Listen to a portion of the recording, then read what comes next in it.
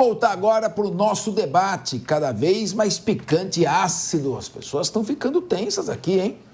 Muito bem.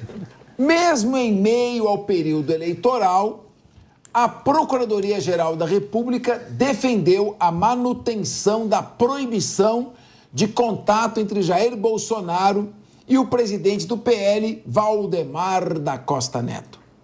A manifestação foi enviada ao Supremo Tribunal Federal, que apura um suposto encontro entre eles em São Paulo no início de agosto. O procurador-geral Paulo Goné Branco disse que a ida de ambos ao mesmo evento não é violação do contato, mas pediu a manutenção desta restrição. Afinal de contas, Bolsonaro e Valdemar estão proibidos de manter contato desde fevereiro, quando foram alvos de uma operação que apurava uma suposta tentativa de golpe de Estado.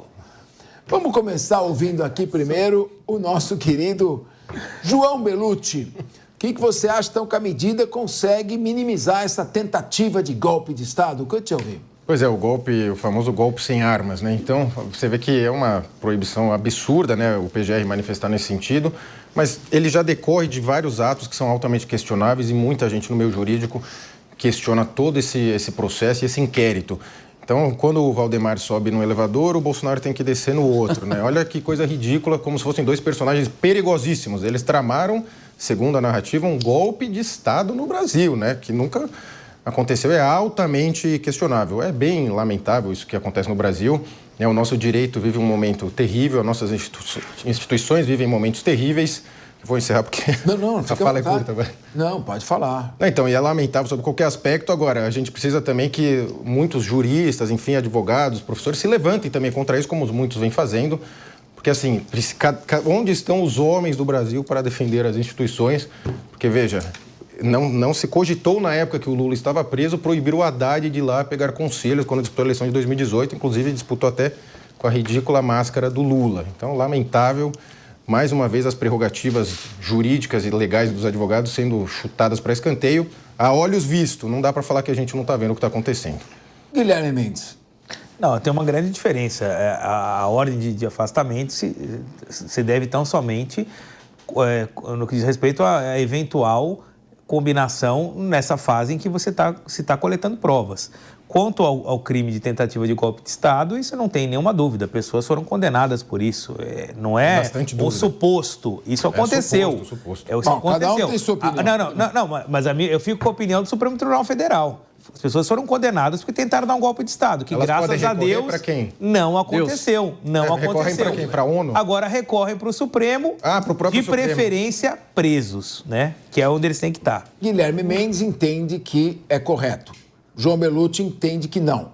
Eu quero ouvir aqui o nosso querido Davi Andrade e rapidamente, porque nós estamos, infelizmente, caminhando para o final do programa. Antes, Davi, eu queria fazer 2 sugestões de leitura. Sim. Porque eu tenho uma coluna no site Consultor Jurídico e toda quinta-feira eu escrevo um artigo jurídico. Então, esse é o primeiro.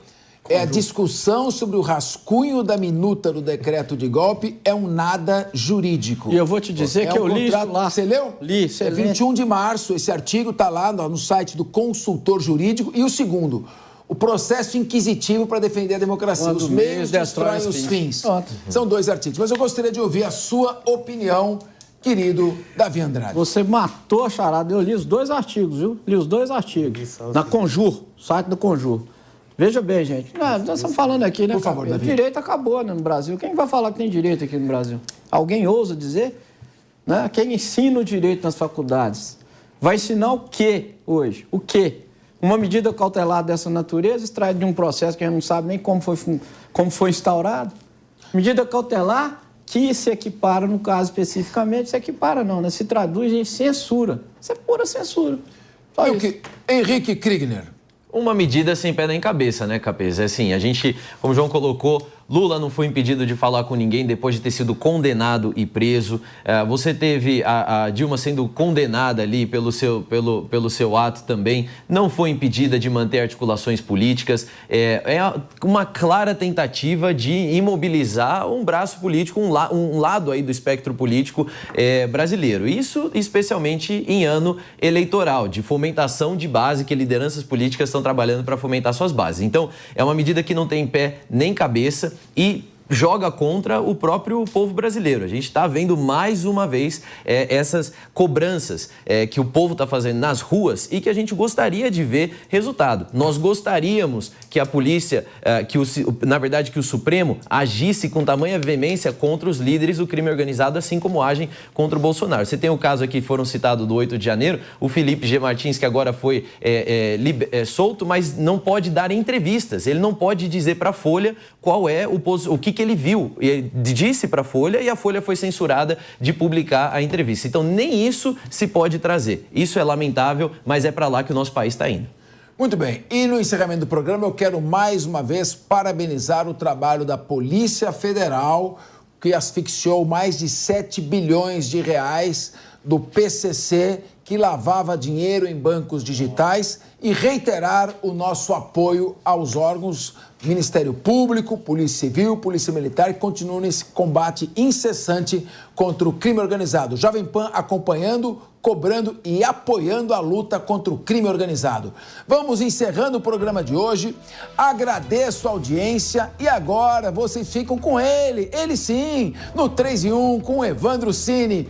Bom programa, Cini. Valeu, Capês. Um abraço para vocês aí do Linha de